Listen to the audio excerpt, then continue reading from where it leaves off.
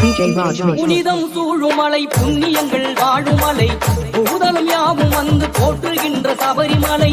புனிதம் சூழுமலை புண்ணியங்கள் வாழுமலை பூதலம் யாவும் வந்து போற்றுகின்ற சபரிமலை.